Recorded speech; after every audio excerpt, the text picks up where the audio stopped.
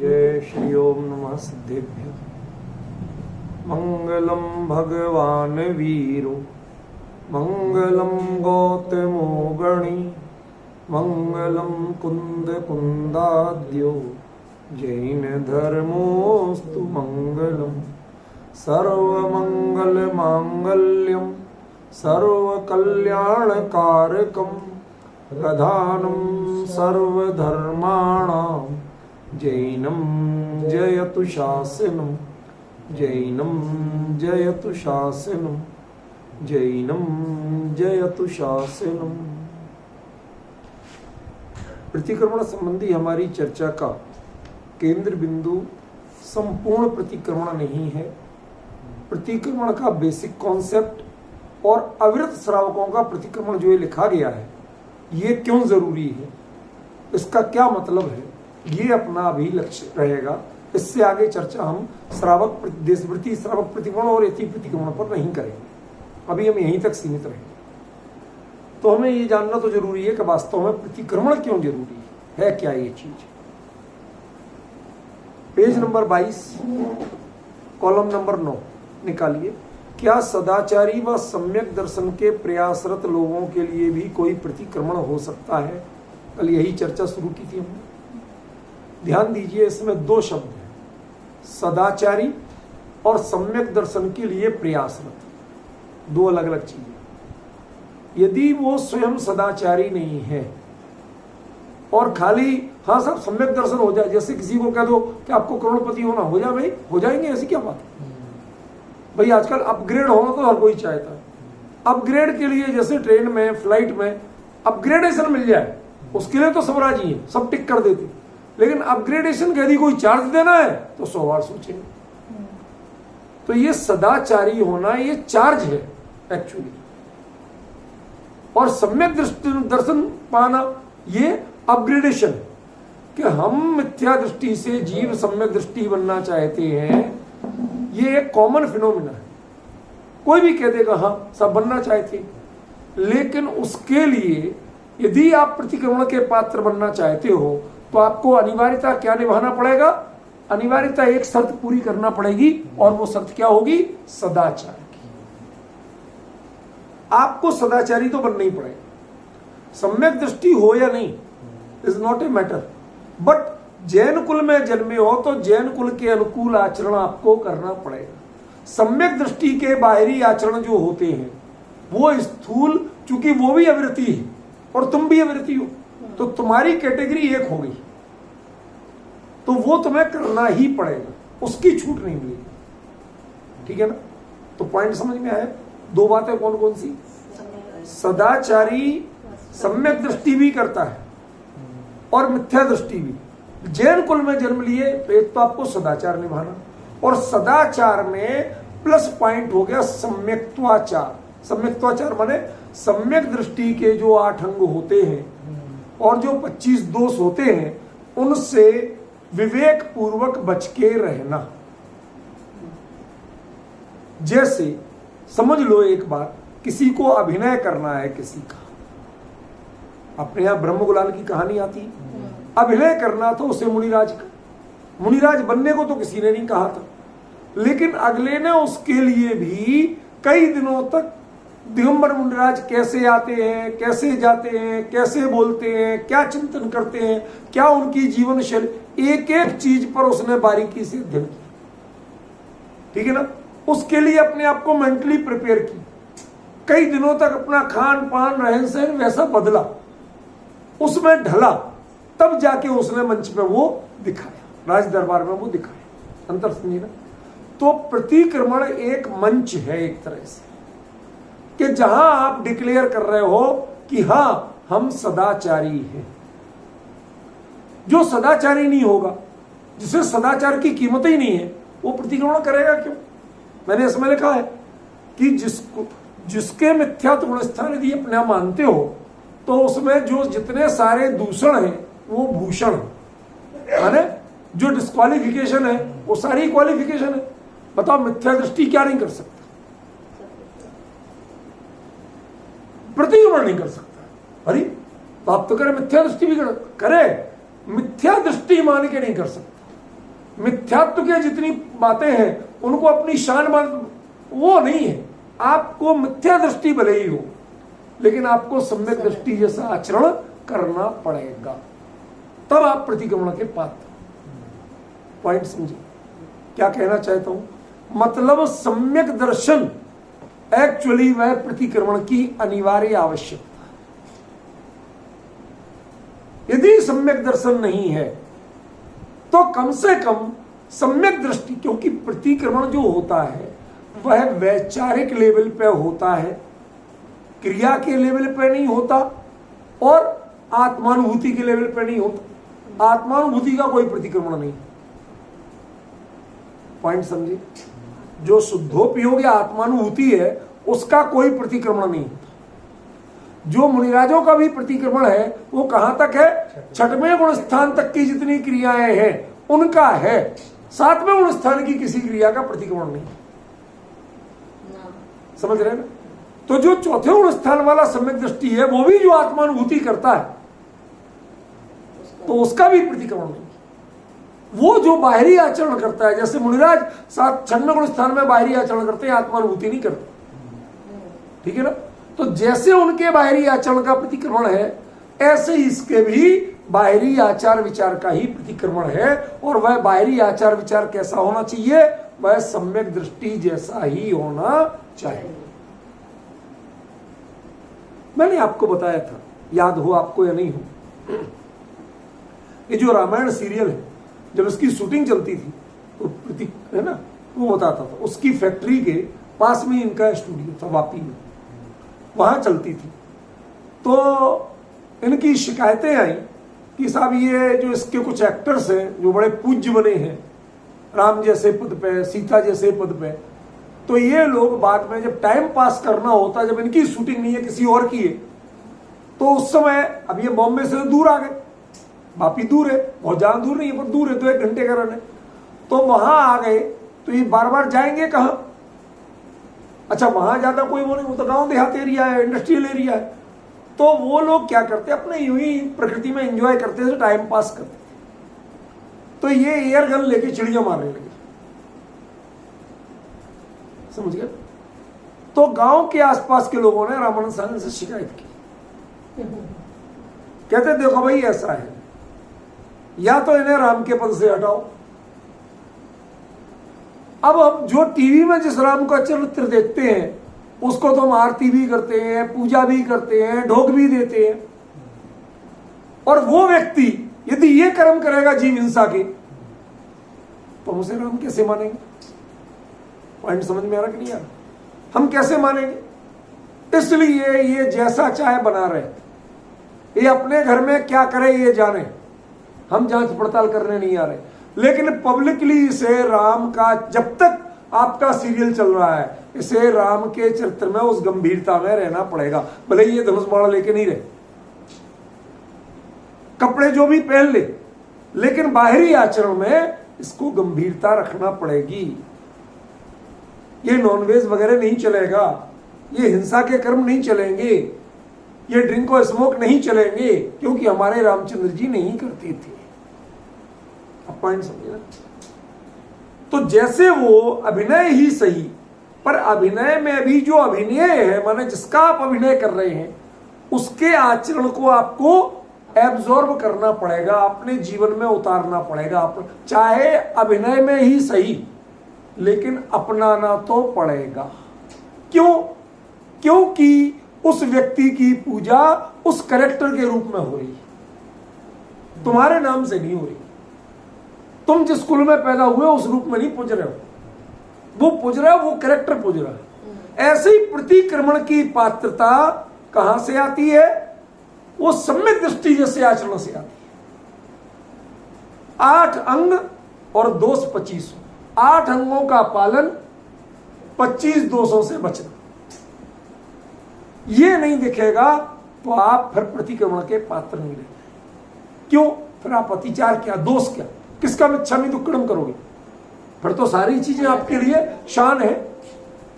तो जो कुछ भी करो मिथ्या दृष्टि जीव के लिए क्या क्षम्य नहीं है? बताओ आप। फिर तो सभी कुछ है।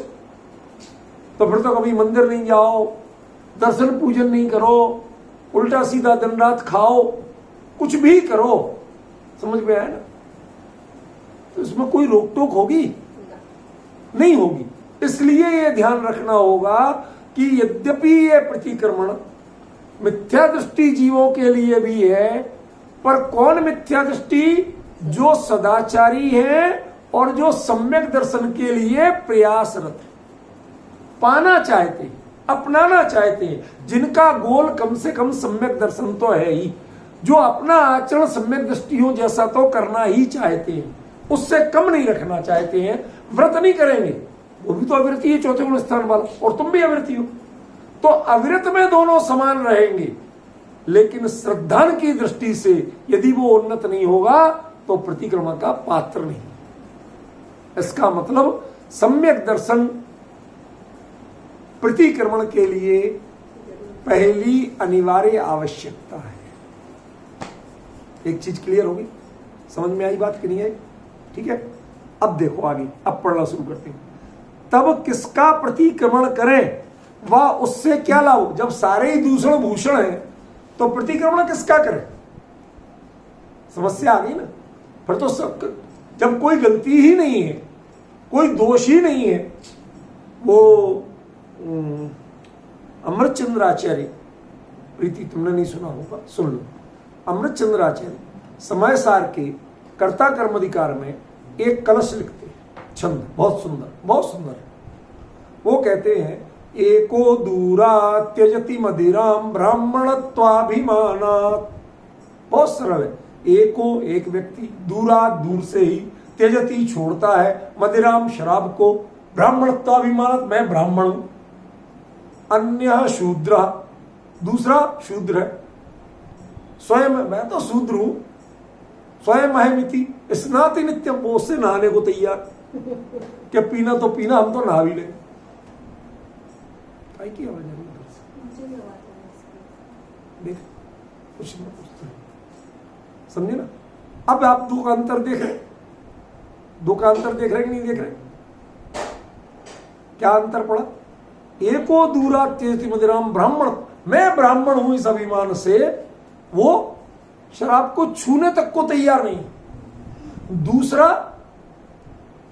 दूसरा क्या कर रहा कि वो उससे पीना तो पीना, नहाने तक को तैयार है, पूरा शरीर बसा है, उसके लिए भी तैयार है।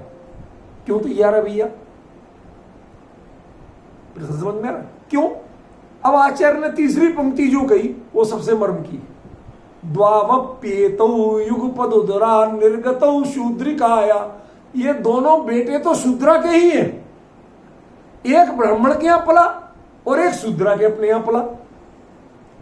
जिसके ब्राह्मण के यहां पला वो ब्राह्मणत्व के संस्कार से कह रहा है, अरे मैं तो छू भी नहीं सकता भाई, समझ गया ना। और दूसरा क्या कह रहा, कुछ चलाया हो, हवा नहीं निकल रही, बदबू आ रही। दूसरा क्या कहता मैं तो पीना तो पीना, नहाऊं भी तो कोई दोष नहीं। अब ये अंतर पड़ा कैसे बताओ मुझे, मेरा पॉइंट समझ में आया कि नहीं है? कैसे अंतर पड़ा? वो बहुत अच्छा दृष्टांत है। दोनों शूद्रा के बेटे, एक शूद्र जैसा आचरण कर रहा है और एक ब्राह्मण जैसा आचरण कर रहा है। अब अंतर ख्याल में आया कि नहीं है दोनों का? प्रतिक्रमण वाला भले ही मिथ्या दृष्टि हो, और एक जो भोगी मिथ्या दृष्टि है, भोगी मिथ्या दृष्टि प्रतिक्रमण नहीं कर सकता, सदाचारी मिथ्या दृष्टि कर सकता। अंतर ख्याल में आया ना? बिल्कुल सटीक दृष्टांत है आचार्य का कि नहीं है? ठीक है, इसलिए यहां पर क्या हेडिंग रखी? सदाचारी हो और सम्यक दर्शन के लिए प्रयासरत हो, भले ही मिथ्या दृष्टि। ठीक है ना?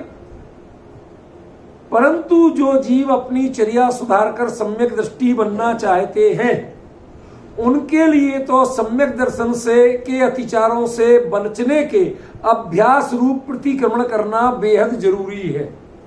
कैसे?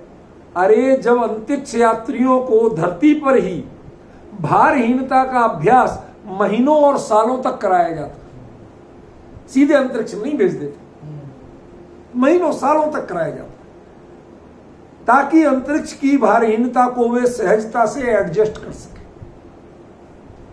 अपना सके। संसार के कामों में पूर्वाभ्यास जरूरी है। क्यों? वे उपलब्धि रूप, अरे अंतरिक्ष में हो गया ऐसा, अंतरिक्ष रिटर्न, इसके लिए तो आपको सब जरूरी है। और सम्यक मोक्ष मार्ग के लिए कि सम्यक दर्शन का अभ्यास करना क्या जरूरी है? कहते ये जरूरी है। प्रतिक्रमण करिए, सम्यक दर्शन की कीमत क्या है, सम्यक दर्शन क्या होता है, सम्यक दृष्टि कैसा रहता है, ये पता चलेगा। अभी बहुत से लोग हैं जो अपने आप में सम्यक दर्शन का मुगालता पाले हुए, जैसे कई अकेले कपड़े छोड़ के मुनि बनने का मुगालता पाले हुए हैं, ऐसे ही सम्यक दर्शन का भी मुगालता पाले बहुत लोग हैं। धोखे में मत रहना, मैं बड़ी ईमानदारी से कह रहा हूं, बहुत से लोग हैं, अता पता कुछ भी नहीं, कौन जाने कौन कहे, दो चार यदि चेले चमचे मिल गए, सेवा होने लगी, कुछ होने लगी, हो गए सब, सम्यक दृष्टि हो गई। समझ गया? एक नई बात चलाने लगो, सम्यक दृष्टि हो गई। हमने बहुत लोगों को देखा, समझ में? एक वो थे हमारे कोई पास के ही सज्जन, वो कहते थे अरे साहब भला जी सम्यक दृष्टि है, वो मंदिर जाएं तो उनके आगे पीले चावल रास्ते में फेंको। अरे भाई, भगवान की पूजा के लिए पीले चावल प्रयोग करते और उनके रास्ते में उन पर पैर रखती जाए, ये कौन से सम्यक दर्शन का तरीका हुआ भैया? ये तो घोर मिथ्यात्व है। जो भगवान की पूजा की सामग्री है तीन लोक के नाथ की, जो आप भी जाके चढ़ाओगे और वो आपके पैरों के नीचे बिछाई जाए, समझ गया ना? तो मैं ये कह रहा हूं कि ये बहुत भ्रम पैदा करते हैं। जब आप प्रतिक्रमण करोगे, सम्यक दर्शन के गुणों और अतिचारों की चिंतन करोगे, उनके क्षमा मांगोगे, तो क्या होगा? आपको तब पता चलेगा कि ये सम्यक दृष्टि है भी कि नहीं है। समझ में? आज लोग प्रतिक्रमण से बचते हैं, क्यों? अपना जो मुगालता, जो भ्रम पला हुआ है अपने बारे में, मुगालता शब्द को शुद्ध हिंदी में आत्म विभ्रम कहते हैं। अपने बारे में हमने गलतफहमी पाली हुई है, उसको कहते हैं मुगालता। ठीक है ना? तो जो हमने मुगालता पाला हुआ है, वो मुगालता बचा रहे, मैं अपनी नजरों में कहीं नंगा ना हो जाऊं, मेरी पोल ना खुल जाए, इस डर के मारे लोग प्रतिक्रमण नहीं करते हैं। थोड़ा स्वाध्याय कर लिया, थोड़ा बहुत अपने दर्शन कराए, कुछ कराए, थोड़े गंभीरता से बैठ लिए, हमने सम्यक दर्शन का भ्रम हो गया। अरे सम्यक दृष्टि अकेला थोड़ा सा स्वाध्याय करके सम्यक दृष्टि नहीं होता। सम्यक दृष्टि चुप बैठ के सम्यक दृष्टि नहीं होता, कामचोर होके नहीं होता, वो पूरा काम करके भी अपने सदाचार के साथ सम्यक दृष्टि रह सकता। हमारे दौलत राम जी छैडाला के कार, वो छपाई का काम करते थे, दूसरों के नौकरी करते थे। टोडरमल जी भी नौकरी करते थे, इतने बड़े ज्ञानी, समझ रहे ना? बहुत से लोग, बनारसीदास जी कोड़ियों का व्यापार करते थे, कुल तो था रत्नों के व्यापारियों का, जब कुछ नहीं मिला तो कोड़ियों का धंधा करते थे। अब हम तो कहते हैं कोड़ी माने दो कोड़ी की चीज है, माने इसको तुच्छता मानते, कीमत नहीं मानते, उसका धंधा करते थे। क्या कहोगे आप? लेकिन अपनी कुछ भी कार्य कर रहे हैं, कोई भी आजीविका कर रहे हैं, उसके साथ में प्लस पॉइंट क्या है? अपना सम्यक दर्शन का सदाचार अलग चीज है, उसका इससे कोई मेल नहीं। जो आप दूसरों से सेवा करवा के अपने आप को सम्यक दृष्टि मानते हो, ये अपने आप के बारे में पूरा भ्रम है।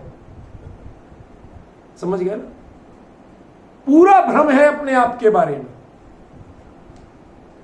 इसलिए यहां पर आप पहले पढ़ो तो सही, सम्यक दृष्टि के अतिचार क्या क्या होते हैं और उनका प्रतिक्रमण करो, तब आपका चिंतन, आपकी लाइफ, आपकी जीवन शैली बैलेंस होगी।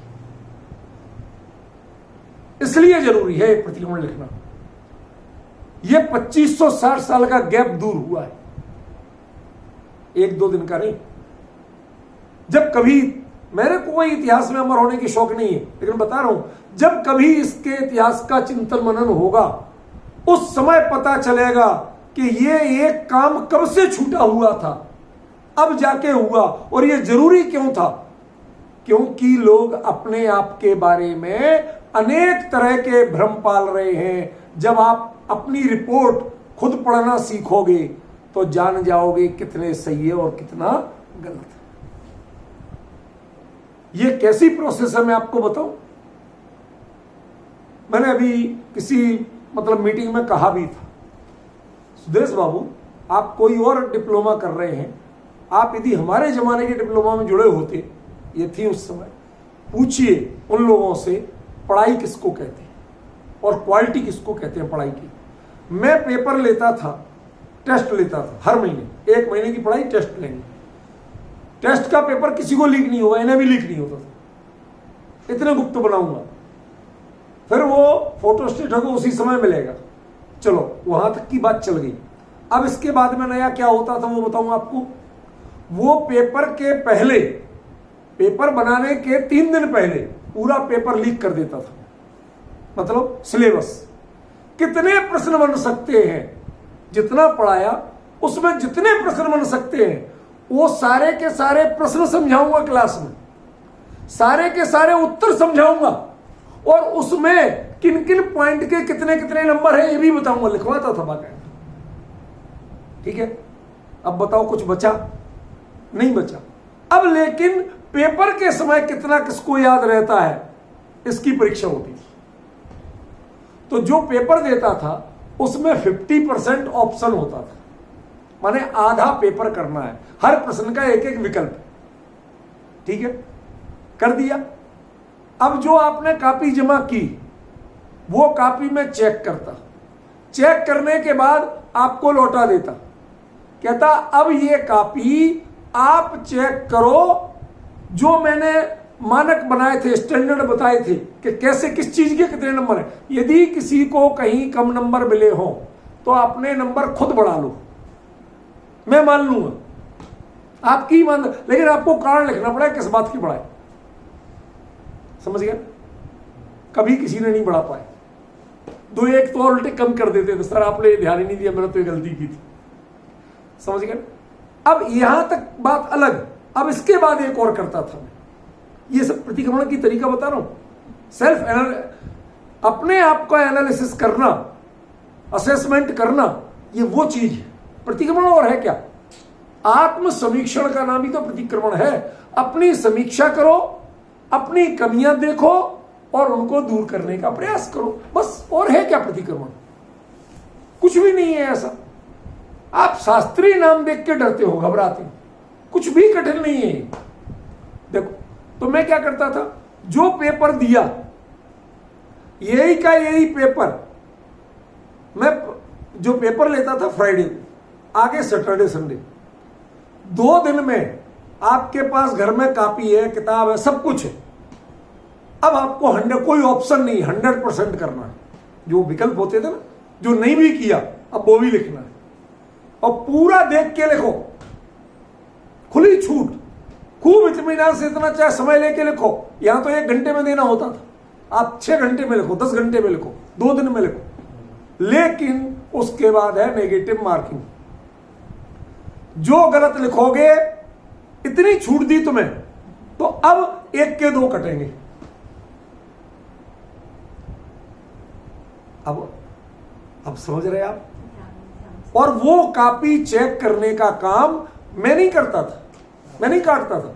क्लास में सबको बिठा लूंगा और पूरे पेपर के पॉइंट टू पॉइंट मैं आंसर बोलूंगा, इसका ये है, यही समझाया था। हाँ, काटो अपने नंबर। होते होते 2-4 तो ऐसे निकलते जिनके माइनस में मार्किंग होती थी। भाई 50 का पेपर, 25 से ज्यादा गलती निकल गई तो होगा माइनस। समझ गए? ये तरीका है। अपना समीक्षण जब स्वयं करने की हिम्मत आ जाए और उतनी नॉलेज चाहिए, कौन जांच पाएगा अपनी कॉपी? ये बताओ। जिससे प्रश्न का उत्तर में क्या क्या लिखना ये पूरा पता नहीं तो क्या वो अपनी कॉपी जांच सकता है? कैसे पारदर्शिता होगी? कैसे मानक बनेंगे? कैसे पहचानोगे कि आपने नंबर सही दिए या गलत दिए? हमारे यदि एक छंद दिया, उसकी व्याख्या करनी है तो उसके पॉइंट फिक्स थे। सप्तांगी व्याख्या, प्रसंग लिखो, संदर्भ लिखो, अन्वय लिखो, पद व्याख्या, एक एक शब्द का अर्थ लिखो, फिर शास्त्रीय टिप्पणी लिखो, व्याकरणिक टिप्पणी लिखो। ये सातों अंग में जब पॉइंट टू, और हर एक के नंबर फिक्स। अब आप सोचोगे हमने इतना लिख दिया, कितना लिख दिया ये मुद्दा नहीं है। कई लोग गप्पे ठोकने में भावार्थ के नाम पर 2 पेज लिखा है। वो भावार्थ यदि 5 नंबर में से आधा नंबर का है तो तुम 2 पेज लिखाओगे तब भी आधा ही नंबर मिलेगा। समझ गए? और आपको सब उसने आधा पेज लिखा और मैंने 2 पेज। अरे उसने आधा पेज में 7 पॉइंट किए और तुमने 2 पेज में 1 पॉइंट किया। अब 1 पॉइंट कितने नंबर है उतनी तो मिलेंगे। अब आप समझ रहे ये बात क्यों कह रहा हूं? मैं कोई अपनी शेखी बताने के लिए नहीं कह रहा हूं। एक सिस्टम माने सेल्फ असेसमेंट कैसे किया जाता है। सेल्फ असेसमेंट करना है तो पहले आपको क्वालिटी और डिसक्वालिटी की नॉलेज पूरी चाहिए, गुण और दोष की पहचान पूरी चाहिए। यदि वो नहीं होगी तो सेल्फ असेसमेंट नहीं कर सकते हैं आप। समझ गए? और उसमें नहीं होगी जानकारी तो ईमानदारी से तो कर ही नहीं सकते, फिर तो बेईमानी होगी। और ध्यान रखना, सांप भी सारी दुनिया में टेढ़ा चलता है पर अपने बिल में सीधा जाता है। आप दुनिया के बारे में कुछ भी मुगालता पाले रहो, लेकिन अपनी कॉपी सही नहीं जांच पाए तो कर्म किसको बंधेंगे, आपको या किसी और को? यदि आपको अपने कर्म सुधारना है तो सीधी सीधी सी शर्त है कि आप सेल्फ असेसमेंट सही करना सीखो। और सेल्फ असेसमेंट तब सही होगा कि जब आप कॉपी जांचने के पहले क्वालिटी और डिसक्वालिटी दोनों को प्रॉपरली पहचानोगे, गुण और दोष दोनों की समीचीन पहचान रखोगे, परफेक्ट पहचान रखोगे, तब होगा, अन्यथा नहीं। पॉइंट समझ गए? ये है इसका। अनादिकाल से ऐसी आज तक नहीं मिली सम्यक दर्शन रूपी संपत्ति। ऐसी लिखा है, मुनिव्रत धार अनंत बार ग्रैविक उपजायो, पे निज आत्म ज्ञान बिना सुख लेस न पायो। ध्यान रखना, ये सम्यक दर्शन इतनी बड़ी चीज है, समझ रहे ना? अतः आत्मानुभूति आत्मज्ञान रूपी सर्वोत्कृष्ट उपलब्धि के लिए हमें अपने आप को पूरी तरह से अभ्यास करके तैयार करना ही होगा, माने प्रतिक्रमण करना सीखना पड़ेगा। अवृत्ति श्रावकों का प्रतिक्रमण करना सीख।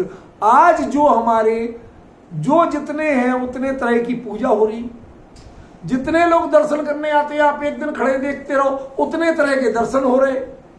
क्यों? आपने कोई मानक सिखाई नहीं। क्या जरूरी है, क्या गलती है, किसी ने बताया ही नहीं। कोई भगवान को ऐसे ही कर रहे, कोई यूं सिर झुका रहे, कोई यूं झुका रहे, कोई पंचांग कर रहे हैं, कोई साथ। किसी चीज का कुछ पता है किसको क्या करना चाहिए? किसी ने बताया? पता ही नहीं तो आप समीक्षा किसकी करेंगे? क्या सही क्या गलत कैसे जानेंगे? आज मुसलमानों में यदि नमाज पढ़ते हैं तो सारे के सारे लोग एक तरह से पढ़ते हैं,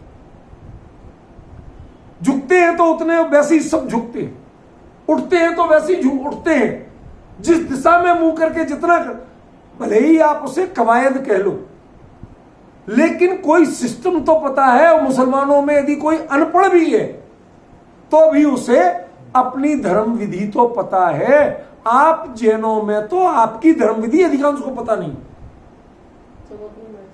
आप ज्ञानी या नहीं अज्ञानी इसके मुद्दा नहीं है, पढ़े लिखे या नहीं लिखे ये मुद्दा नहीं है, पर कम से कम उतना तो जानो कि आपके धर्म की विधि क्या है। लोग तो वो जानने को तैयार नहीं। जितने देखो उतने तरह की पूजा हो रही, उतने तरह का प्रक्षाल हो रहा।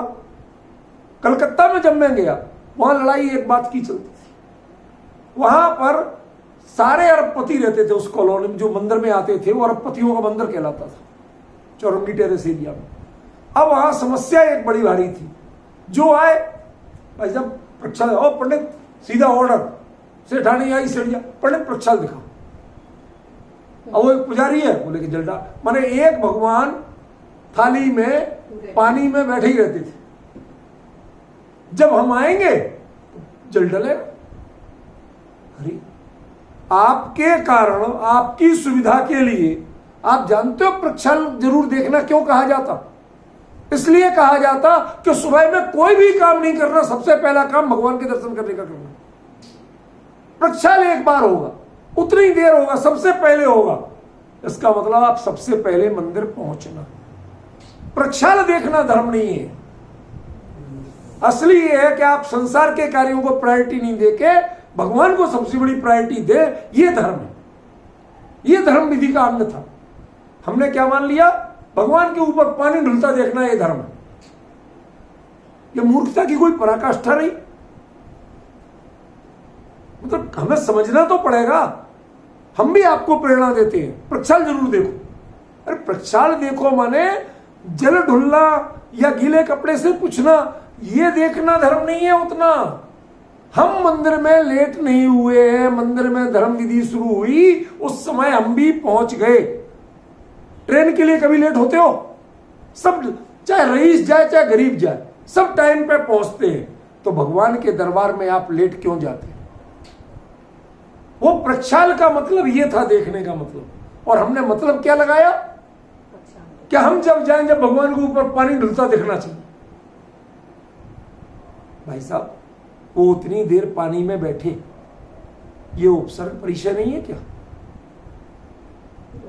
आप पाप के भागी हो कि पुण्य के? क्लियर बोल रहा हूं। भगवान पर एक बार के बाद द्वारा जल पड़ना, ये उनकी अभिनय है। आपको देव का अवर्णवाद है, मिथ्यात्व के बंध का कारण है। जितने प्रमाण चाहिए उतने प्रमाण दूंगा मैं, समझे ना।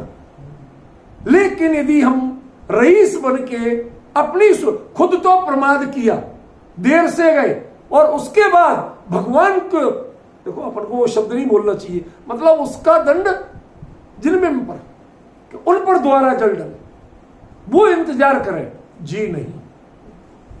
11 बजे तक प्रक्षाल, समझ गए ना।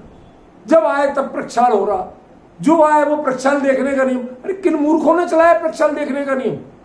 प्रक्षाल देखने का नियम होना चाहिए। इसका मतलब आप संसार के सब कामों को बाद में नंबर दो और भगवान को सबसे पहला नंबर दो। इसके लिए है वो, समझ गए। सूर्योदय के साथ ही हमें करना क्या है?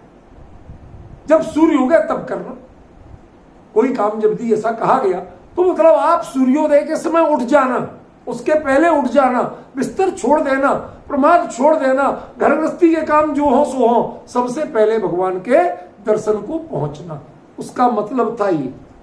और विलासियों ने, भोगियों ने, नादान लोगों ने क्या बना दिया कि हम जब जाएंगे तब भगवान के ऊपर जल ढुलेगा। इससे बड़ी अज्ञानता और मूर्खता का कोई काम नहीं है, इससे बड़ा अवर्णवाद नहीं है। और देखना, केवली श्रुत संग धर्म देवा वर्णवादो दर्शन मोहस्य, ये दर्शन मोहिनी के बंध का कारण है। जो आप देव दर्शन करके अपने मिथ्यात्व छुड़ाना चाहते हो ना, उनके निमित्त से आप मिथ्यात्व बांध रहे हो। हमें सोचना पड़ेगा। इसलिए जो यहां कहा कि सम्यक दृष्टि जीव वह गुण दोष की पहचान करता है। ये काम करना तो क्यों करना, ये काम नहीं करना तो क्यों नहीं करना, उसे दोष रूप में पहचानो। बिन जाने ते दोष गुणन को कैसे तजिए गई। दोषों को तजना है और गुणों को ग्रहण करना है। इसी का नाम तो धर्म है, इसी का नाम तो सदाचार है, इसी का नाम तो विवेक है। और यही विवेकी बनने की प्रक्रिया प्रतिक्रमण है। समझ रहे हैं? एक सिंपल सी बात। लेकिन आज हमने ये प्रतिक्रमण नहीं बनने से आज हमारे धार्मिक सदाचार का, ग्रस्तों का कोई सिस्टम नहीं। किसको कितनी पूजने करना, किसको कितना करना, क्यों? सुगंध दशमी का व्रत करना क्या नहीं? अब कह रही है मन नहीं करते। बस जनरली, इन जनरली क्या है भाई, सुगंध दशमी का व्रत तुम शरीर को सुगंधित करना चाहते हो कि आत्मा के गुणों की सुगंध सबसे बड़ी होती है। आप पढ़ते हो, बहु देह मैली सुगुण थैली सोच गुण साधु लह। वो साधु पवित्र है, देह मैली फिर भी पवित्र है। और आप रोज रगड़ के नहाते धोते हो, इत्र फुलेल लगाते हो, फिर भी अपवित्र हो। इसका मतलब है ये देह की गंध कीमती नहीं है, इसकी कोई कीमत नहीं है। चरित्र की गंध वो सबसे कीमती है। मानते हो ना? तो वहां फोकस करो ना, यहां क्यों करते? इसका मतलब यह भी नहीं है कि महाराज जी बिना नहाए मंदिर जाते हैं तो हम भी बिना नहाए, अरे वो तो सारे जीवन बिना नहाए रहते हैं। इसीलिए ध्यान रखना, आप लोगों को संदेश दे रहा हूं, जिनवाणी प्रमाण है मेरे पास, अभी नहीं बता रहा हूं, जिसको बहस करना हो, जिसको ज्यादा बेचैनी हो, उसको प्रमाण निकाल के दूंगा। मेरे पास है पक्का प्रमाण कि मुनिराज चूंकि स्नान व्रती है, इसलिए वो जिनेंद्र भगवान को स्पर्श नहीं कर सकते हैं। यह आचार्य नेमिचंद्र सिद्धांत चक्रवर्ती ने साफ लिखा, मूल गाथा है प्रकृति, नहीं कर सकते, स्पर्श नहीं कर सकते हैं। क्यों? कि आप स्नान व्रती हो, छू नहीं सकते, अर्घ नहीं चढ़ा सकते, सिर्फ दूर से दर्शन कर सकते। और जब यह स्थिति है तो सूर्य मंत्र कैसे देंगे आप? सूर्य मंत्र तो लिख के दिया जाता है। जब जिनबिंब को स्पर्श नहीं कर सकते आप, तो कैसे देंगे? भाई हम तो जिनवाणी की बात कर रहे हैं, मैं कोई किसी को सर्टिफिकेट नहीं दे रहा कि तुम्हें अधिकार है या तुम्हें नहीं है। जब नेमिचंद सिद्धांत चक्रवर्ती जैसे आचार्य, समझ में ना, अपने ग्रंथ में साफ साफ लिखते हैं कि मुनिराज चूंकि स्नान व्रती हैं और जिनबिंब को स्पर्श बिना नहाए नहीं कर सकते, समझ गए ना, इसलिए वो दर्शन करते हैं, कभी स्पर्श नहीं करते। समझिए? अब छोटी छोटी बातें आपको, अरे साहब आपने नया नहीं चला रहे, एक गड़बड़ी यही है कि आपने कभी प्रतिक्रमण किया नहीं। प्रतिक्रमण करते तो आपको पता होता कि जिनबिंब प्रक्षालन विधि क्या है, पूजन विधि क्या है, इसके अतिचार क्या है, इसके दोष क्या है, और उनका आप दोषों का प्रतिक्रमण करते तो दोष नहीं करते आप। ये जो दोष फैले हुए हैं, ये इसीलिए तो फैले हुए हैं। समझ रहे? देखो, यदि हमें भव्यत्व प्रकट करना है तो सम्यक दर्शन की स्थिति का पूर्वाभ्यास करना ही होगा। भव्य किसे कहते हैं? जो मोक्ष में जाएगा नहीं, मोक्ष मार्ग जिसके शुरू हुआ वही भव्य है। उसके अलावा तो भगवान के ज्ञान में भव्य है, वास्तव में भव्यपना शुरू नहीं हुआ। भव्यपने की शुरुआत कहां से है? सम्यक दर्शन। मोक्ष की लाइन में लग गए आप, अब जब पहुंचोगे तब पहुंचोगे, लाइन में लग गए। जब तक सम्यक दर्शन नहीं है तब तक आप मोक्ष मार्गी नहीं है, और मोक्ष मार्गी नहीं है तब तक आप भव्य नहीं है। केवली के ज्ञान में भव्य होना अलग चीज है, और जीवन में भव्यत्व प्रकट होना अलग चीज है। हमने बहुत भ्रम पाले हुए। केवली ने कहा सो भव्य, तत्प्रति प्रीति चित्ते ने, अरे भाई ठीक है, प्रीति पूर्वक जिनवाणी की बात सुनना भव्यता की निशानी है, ये सब लक्षण है, एक पहचान है, ये सिद्धांत नहीं है पूरा। असल में जिनवाणी जो प्रीति पूर्वक सुनेगा वो ज्ञानी मानते हैं कि ये बात जो इतनी रुचि से सुन रहा तो अच्छा ही होगा। नहीं है ऐसा। कोई व्यक्ति यदि मुनिराज को आहार दान दे रहा है, ध्यान दे के सुनना जरा मैं क्या कह रहा हूं। कोई व्यक्ति मुनिराज को आहार दान दे रहा है, ठीक है ना? अब बताओ वो क्या ड्रिंक कर सकता है? वो क्या होटल का खा सकता है? माना तो यही जाएगा, नहीं कर सकता। आज आप जितने भी जो आहार बिक रहे हैं और जो बड़े रईसों के लिए जा रहे हैं, उनके बहू बेटियां और बेटे दे रहे हैं, सब लोग अरे वो महाराज का आहार दे लो, चलो 4 दिन के लिए छोड़ देना कुछ। उनमें से अधिकांश लोग क्या कर रहे हैं कोई पूछने वाला नहीं, कोई जांचने वाला नहीं। हम भ्रम में पालते हैं कि हाँ यदि महाराज जी को आहार दिया तो इतना होगा ही होगा। अरे उनको आहार देने का मतलब आपका जीवन कितना पवित्र होना चाहिए। ऐसे ही जिनेंद्र भगवान को छूने का मतलब आपका जीवन कितना पवित्र होना चाहिए। समझ गए ना? हमने मजाक बना रखा है हर चीज को, इसलिए प्रतिक्रमण जरूरी है। करोगे तो पता चलेगा भव्यत्व तो क्या है। साहब जिनवाणी पढ़ ली तो भव्य हो गए, गारंटी से भव्य। अरे हो साहब भवेत भव्यो, वो हो सकता है नहीं। रखता है। क्यों? जिनवाणी पढ़ रहा है। जैसे मुनिराज को हारदान दे तो भैया हम तो यही मानेंगे सदाचारी होगा, पर आजकल ऐसे ऐसे लोग भी दे रहे हैं, 1 लाख रुपए दो आपके यहां हार हो जाएगा। यदि ये थर्मामीटर बन जाएगा तो फिर तो कौन देगा? आपको पता है अपने जिन मंदिर में बोलियों का निषेध क्यों किया? कभी मौका भी मिला, ये जानते हैं, आपने भी सुना होगा साहब, जो साल में कम से कम 300 दिन भगवान के प्रक्षाल पूजन को राजी हो, उसको ये चीज राइट, उसको ये अधिकार। क्यों? अरे भाई, भगवान के दरबार के यदि कोई पुण्य लेना है, श्रेय लेना है, तो किसको मिले? भक्त को मिले कि भोगी को मिले? भक्त को मिले। तो भक्त तो भक्ति से होगा कि पैसे से होगा? आपने जिसने टैक्स ज्यादा चुका दिया वो आदमी बड़ा। ये कोई थर्मामीटर नहीं है, ये थर्मामीटर नहीं है। जिसके भक्ति ज्यादा है वो बड़ा।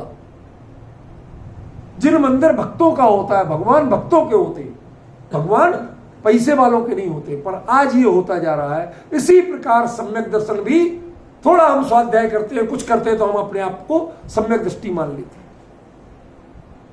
समझ में?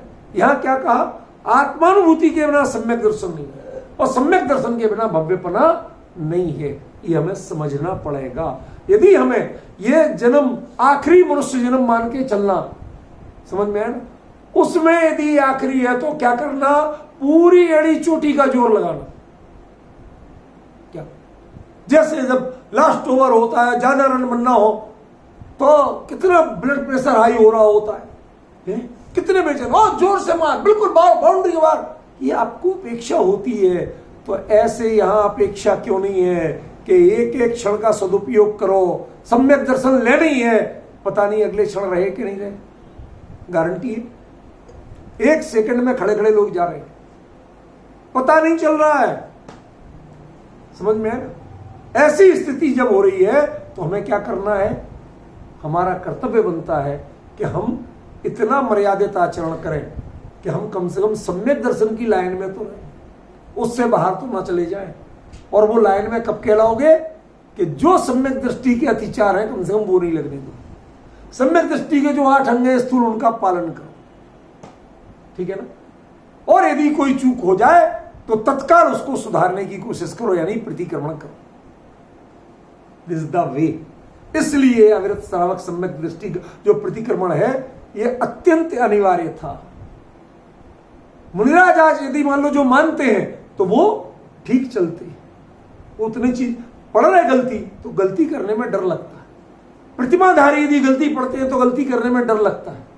श्रावकों को कोई डर ही नहीं रह गया। क्यों?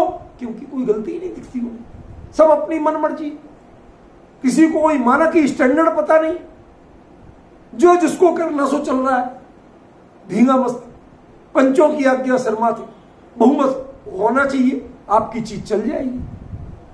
समझो तो सही क्या अनर्थ हो रहा है। प्रतिक्रमण के व्यावहारिक पक्षों का समीक्षात्मक अध्ययन, समय बहुत कम है, हमें ये प्रकरण पूरा करना है, लेकिन मैं आपको समझाऊंगा शांति से, 1 आध दिन हो भी जाएगा तो टेंशन नहीं करेंगे। प्रतिक्रमण का पाठ श्वेतांबर परंपरा में पढ़ने तक सीमित रह गए, एक जानकारी। दिगंबर परंपरा में पढ़ना भी बंद हो गए। विशेषता आवृत्ति श्रावकों ने तो पढ़ना ही बिल्कुल छोड़ दिया, करते तो नहीं है, पढ़ते भी नहीं, ठीक है ना? जो अनिवार्य जीवन शैली कहकर सिखाई गई थी, कौन? प्रतिक्रमण, वह हमारी जीवन शैली से गायब क्यों हुई? प्रतिक्रमण की विधि ये गायब क्यों हुई? क्यों? एक व्यक्ति जीवाणी करना नहीं जानता हो, उसे आप जैन मानोगे? नहीं। अरे तुम रोज छानते कि नहीं छानते वो भूल जाओ, तुम कैसा पीते वो भूल जाओ, तुम्हें पता तो है ना कि जीवाणी किसे कहते हैं? क्यों? सकरा और सूना जानती है? इससे पूछ रहा हूं। अभी जो हमारे सुन रहे हैं ना, ये ब्रह्मचारी सुमन जी वगैरह, ये जानते होंगे, पर बहुत सारे रूपल वगैरह नहीं जानती हो। किसे कहते सकरा, किसे कहते सूना? सकरा माने कोई चीज यदि आपके आटा आप बना रहे, वो एक दूसरे में स्पर्श हो गया तो वो सकरा है। सकरा माने छोटा नहीं, संकीर्ण नहीं, नमक के आटे हाँ, आप नमक के डिब्बे में, चीनी के डिब्बे में आटे के हाथ डालोगे। अब नमक और चीनी आप यदि बाकी समय में भी प्रयोग करते हो तो वो दोष लग गया, फिर आपका अन्न चला गया, बिना अन्न की चीज में अन्न चला गया। समझ गए ना। अब जो इन शब्दों ही को नहीं जानते आज तक, तो उनके यहां जैन विधि मिल जाएगी आपकी, कैसे आप सोच लो। समझ गए। आज अतिचार के शब्दों से परिचित नहीं है लोग, पढ़ते तक नहीं है। पता तो हो कि जीवाणी करना किसे कहते हैं, कैसे की जाती है, क्योंकि तुम करते हो या नहीं करते हो, this is not a matter. पहले शब्द तो पता हो। आज शब्द से पहचान गायब हो गई है। जैसे किसी बच्चे से पूछ लो 48, तो पूछते पापा ये क्या होता है। 48 समझ में आता है, 48 समझ में नहीं आता। ऐसे हिंदी के ज्ञाता है, ऐसे जैन दर्शन के ज्ञाता है कि जिन्हें सम्यक दृष्टि के अतिचार समझ में नहीं आते। शंका करना जिन वच में है शंका न धार है, शंका करना जिन वाणी में ऐसा लिखा हो सकता कि नहीं हो सकता, ये सम्यक दर्शन का अतिचार है। सम्यक दृष्टि कभी शंका नहीं करता। सम्यक दृष्टि भोगों की आकांक्षा नहीं करता। भगवान के दर्शन पूजन करके निदान नहीं मानता। तुम्हें इन शब्दों का अर्थ पता नहीं है तो तुम इनको निभाओगे क्या, प्रतिक्रमण क्या करोगे।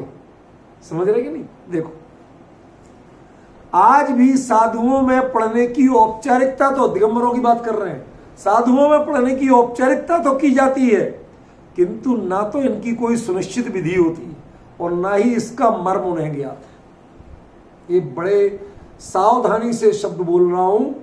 आज जो हमारे लोग नहीं भी जानते हैं, 40 से ज्यादा दिगंबर साधुओं को बाकायदा ऐसे ग्रंथ और विषय स्वाध्याय कराया है मैंने। सन 82 से करा रहा हूं। सन 82 से जो आज के आचार्य ज्ञान सागर हैं, इनके गुरु के गुरु आचार्य सुमत सागर थे। उदयपुर में मैं पढ़ता था, हॉस्टल में रहता था। वहां उनको पता चला कि कोई अच्छा पंडित रहता है, पढ़ता है, स्वाध्याय अच्छा करता है। वो दोपहर को 2 घंटे डेली मेरे से आके गोमटसार कर्मकांड उस समय पढ़े पूरा 2 महीने, और वो ग्रंथ ले गए थे मेरे से। नहीं भैया ये तो ले जाएंगे हम, इससे पढ़ाते थे तो हमें, ये तो हमें दे दो। ले गए थे मैंने, कोई बात नहीं। कोई मैंने उनका शिष्टाचार नहीं किया था स्पेशल, लेकिन वो रोज आते थे। लकड़ी की कुर्सी थी मेरे पास, उस पर वो बैठते थे और खिड़की एक थी, उसमें मैं बैठता था। बीच में टेबल, उस पर ग्रंथ रखा और दोनों ने ऐसे। मैंने संयोग रहा ऐसा कि 40 से ज्यादा साधुओं को स्वाध्याय कराया, जिनवाणी के कई ग्रंथों का। समझ में आ रहा। ऐसी स्थिति रहने के बाद भी मैं ये बात उनको बारीकी से अध्ययन करने के बाद कह रहा हूं कि ये जो प्रतिक्रमण पढ़ते तो हैं, आपको ईमानदारी से बताऊं, राष्ट्रगान गाते हो तो उसमें कितने सेकंड लगना चाहिए तय है कि नहीं है। नमोकार मंत्र 5 चरण 35 अक्षर, उनके उच्चारण का समय तय है। क्यों? तो प्रतिक्रमण कितनी देर में होगा ये कोई तय नहीं होगा। आखिरकार उसकी उतनी पूरी विधियां करनी है, उतना पूरा पाठ पढ़ना है। किसी का 15 मिनट में होता है, किसी का आधा घंटे में होता है, किसी का 1 घंटे में होता है, किसी का 1.5 घंटे में होता है। चक्कर क्या है ये? मैं ये बात यूं ही है, किसी पर आक्षेप नहीं किया है, ये कटु सत्य है, ये परखी हुई बात बता रहा हूं। किसी पर मैं निंदा स्तुति नहीं कर रहा हूं। मैं पूछना चाहता हूं आपसे कि प्रतिक्रमण करने में भगवान आपको आचार्य देव यति प्रतिक्रमण करने में कितना समय लगता है ये तो बताओ। कौन से प्रतिक्रमण की कितनी समय सीमा है, हम उससे जान जाएंगे कि आपने किया या नहीं किया। समझ रहे ना। देखो, जिस संघ में जिस आचार्य या वरिष्ठ साधु के निर्देशन में प्रतिक्रमण जिस विधि से कराया जाता है, उसी विधि से संगस्थ जन करने लगते हैं। कोई ये जानने का कष्ट नहीं करते कि वास्तव में इसकी असल विधि क्या है, पिछला क्या कर रहा था वैसा। बहू को सास देखना, सास कैसे करती वैसे हमने करने लगे। अरे भाई, किसी चीज की आज आप रेसिपी पढ़ के कराते हो, बनाते हो कि सास कैसे बनाती थी ऐसे बनाती हो खाना। हर हर चीज की रेसिपी चाहिए, तो जिनवाणी में धर्म विधि की रेसिपी क्यों नहीं चाहिए आपको? उसे आप जिनवाणी से क्यों नहीं सीखते? उसे देखा देखी क्यों करते? ये मेरा प्रश्न है। उनमें भी जिसकी जैसी निष्ठा और मानसिकता होती है वैसी ही औपचारिकता पूरी, ये शब्द कह रहा हूं पूरी जिम्मेवारी से। एक नाम नहीं बताऊंगा, एक आचार्य ने, वर्तमान में वो आचार्य हैं और अच्छे प्रसिद्ध हैं, उन्होंने एक जगह मुझे जिद करके बुलवाया, कई बार फोन करवाए, मैं गया फ्लाइट से, वहां पहुंचा, बहुत दूर थे वो, इससे अधिक नहीं बताऊंगा। वहां गया, मैंने कहा महाराज एक दिन के लिए आ पाऊंगा मैं, लेकिन हमारा कोई और शिष्टाचार नहीं होगा, पर एक बात है, आपको यदि कोई विषय पर समझना है तो उस पर मैं पूरा बोलूंगा। उन्होंने नियम किया, संघ के अलावा कोई रहेगा नहीं। करीब 40 से ऊपर साधु, कुछ आरिका माता जी और ब्रह्मचारी भैया बहन, ऐसे मिलाकर करीब 72 लोग थे बड़े हॉल में। सब बंद, गेट बंद कर दिए गए, बाहर लोग खड़े कर दिए, कोई नहीं आएगा डिस्टर्ब करने। उस दिन पंचगणा चल रहा था, मंच पे महाराज ने जाने को प्रतिष्ठाचार्य को बोला कि हम नहीं आएंगे, कोई भी आपको जो विधि करना करो, समझ गए? और उस समय 2.5 घंटे, दो की जगह 2.5 घंटे नॉन स्टॉप खड़े होके मैं प्रतिक्रमण पे बोला था, इसी विषय पर, ग्रस्तों के नहीं, मैंने सामान्य प्रतिक्रमण पर। उस पर मैं जब 2.5 घंटे बोला, 2.5 घंटे बाद उन आचार्य ने एक सेंटेंस बोला था, आप लोग आज तक प्रतिक्रमण करते थे, जो इन्होंने बताया कुछ करते थे? पता था? सारे के सारे लोग बोले हाथ जोड़ के, हमें नहीं पता था आचार्य। मैं आपको नाम नहीं बता रहा हूं, सिर्फ समझ रहे ना, संख्या बता रहा हूं, आप काफी कुछ समझ सकते, ठीक है ना? ऐसी चीजें प्रत्यक्ष देखी हुई है, मैं ना तब कह रहा हूं, मैं यूं ही कोई किसी पर आक्षेप लगाने के लिए नहीं कहता हूं, पूरी चीज के पक्के प्रमाण होते हैं तब मैं बात करता हूं। देखो आज मैं स्वयं साक्षी हूं कुछ संघों की इस प्रक्रिया का, प्रत्यक्षदर्शी के अनुभव से यह बात कह रहा हूं। मेरा कोई अभिप्राय किसी की टीका टिप्पणी करने का नहीं है, यह विचारणीय तथ्य है। हम अपनी भूमिकाओं के अनुरूप इनकी प्रविधियों और संवेदनाओं, ये 2 शब्द सीख लेना, एक प्रविधि और एक संवेदना। प्रविधि कहलाती है उसको हम फॉर्मली कैसे करें, और संवेदना माने उसको करते समय कैसी फीलिंग आपके मन में होना चाहिए।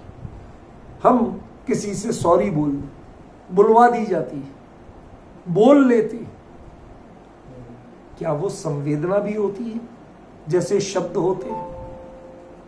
अंतर समझ में आ रहा है कि नहीं आ रहा? अब अंतर समझ में आ गया? प्रविधि हम कर लेते हैं पर संवेदना नहीं होती है। आपको अंदर में वैसी फीलिंग भी होना चाहिए और वैसी प्रोसेस भी होना चाहिए, दोनों मिलेंगी तब प्रतिक्रमण होगा, एक से प्रतिक्रमण नहीं होगा। अब देखिए बहुत महत्वपूर्ण पॉइंट पे आ गए हम लोग। इसके बाद हम जब आज का जितना होगा उतना नहीं चलेगा, पर मतलब आगे जो विषय आएगा वो बहुत गंभीर रहेगा। प्रतिक्रमण की विधि वास्तव में हमारी जीवन शैली का अंग बने, इसके लिए हमें संवेदनशील बनकर उन दोषों की दोष रूप में पहचान, संज्ञान करना होगी जिनका हमें प्रतिक्रमण करना है। संज्ञान लेना समझते हैं? योर काइंड अटेंशन प्लीज बोलते ना, कृपया ध्यान दीजिए, सुनिए मत, ध्यान दीजिए, नोट करो, ऐसा आपको करना है। समझ गए ना? फ्लाइट में आपका इमरजेंसी दी हुई तो आप कैसे उतरेंगे, आपकी लाइफ जैकेट कहां है, उसे हवा कैसे भरेंगे, दुनिया भर की सिखाते कि नहीं सिखाते? उस समय यदि आप कुछ पढ़ रहे हो तो वो आके टोक देती है रोस्टेस, सर हमें आता है, आपको आता है, बात नहीं है। ये जब बताया जाए तो आपको ध्यान देना ही देना है। हमें नहीं पता आप पहले उड़े हो या नहीं उड़े हो, आप पहली बार हो या कितनी बार हो, ये हमारा मुद्दा नहीं है, ये बात ध्यान दीजिए। समझ गए? ऐसे हमें इन पर पूरा ध्यान देना होगा। और क्या करना? जिनका हमें प्रतिक्रमण करना है, दोषों की दोष रूप में पहचान करो, संज्ञान करो, जिनका इच्छामि भन्ते पडिक कमामी, वो सरामी, मनसा, वाचा, कम्मुणा या कायेण, कदोवा, कारिदोवा, किरंतोवा, समणमण्डितो आदि शब्दों की गहराई एवं मर्म से सुपरिचित होते हुए भक्ति एवं कायोत्सर्ग की भावनात्मक प्रक्रिया को पूरे मनोयोग से समझना होगा। यह पैराग्राफ अकेला 1 घंटे कल चलेगा। यह कल का पूरा सिलेबस है। इतना गहरा है कि मैं पूरी कोशिश करूंगा कि कल 1 घंटे में पूरा हो। यदि ये हो गया तब आपका समय सीमा में प्रतिक्रमण की बात पूरी हो पाएगी, वरना नहीं। बहुत गहरे ही है, एक एक चीज के पीछे बताऊंगा। तो आप लोग ध्यान से सुन रहे हैं, समझ रहे हैं, इसकी गहराई को भी समझिए, स्वीकार कीजिए। किसी भी तरह का पूर्वाग्रह छोड़िए। हमें तो आता है, हम तो पंडित हैं, बुरा मत मानना। आज की डेट में बड़े से बड़े पंडित को प्रतिक्रमण कम से कम ये वाला नहीं आता है। जो सारे जीवन प्रतिक्रमणमय बने रहते हैं उनको प्रतिक्रमण का वास्तविक स्वरूप, अर्थ और जो जिनागम का मूल अभिप्राय है वो लोग भी हाथ जोड़ के स्वीकार कर चुके हैं मेरे सामने कि नहीं आता। अब मैं और किसी का क्या कहूं, समझ रहे ना? इसलिए ये विषय बहुत सावधानी से समझने का है, बहुत जिम्मेवारी से सुनने का है, तब आपको समझ में आएगा।